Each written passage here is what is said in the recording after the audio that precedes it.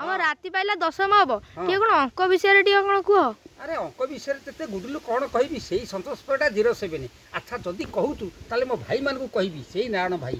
ଆରେ କେତେ ବିକମ୍, କେତେ କଷ୍ଟିଂ, କେତେ ଆଇକମ୍, କେତେ କମର୍ସ, କେତେ ସାଇନ୍ସ, କେତେ ଚିଫ୍ ମିନିଷ୍ଟର, କେତେ ଓକିଲ, କେତେ ରାଷ୍ଟ୍ରପତି, କେତେ କ'ଣ ପଢ଼ିଛନ୍ତି। ମୁଁ ତ ଗୋଟେ ତୃଣ, ମୁଁ କ'ଣ କହିବି। ହଉ ମଜାଳିଆ ପ୍ରଶ୍ନ କହୁଛି, ମଜାଳିଆ ପ୍ରଶ୍ନ।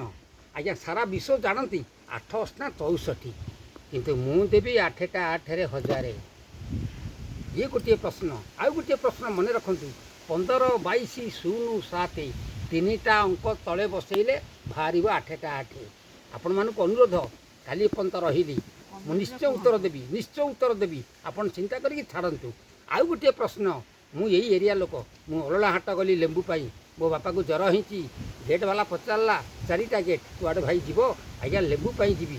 4ଟା ଗେଟ୍ ବାଲା ମୋତେ ଉତ୍ତର ଦେଲେ, ତୁ ଯେତିକି କିଣିଥିବୁ ଅଧା ଦେବୁ, ଲାଭ ଗୋଟେ ଦେବୁ। ଆଜ୍ଞା 4 ଅଧା ଦେଇକା ଆସିଲି, 4ଟା ଲାଭ ଦେଇକା ଆସିଲି, ମୋ ହାତରେ ରହିବ ଗୋଟେ।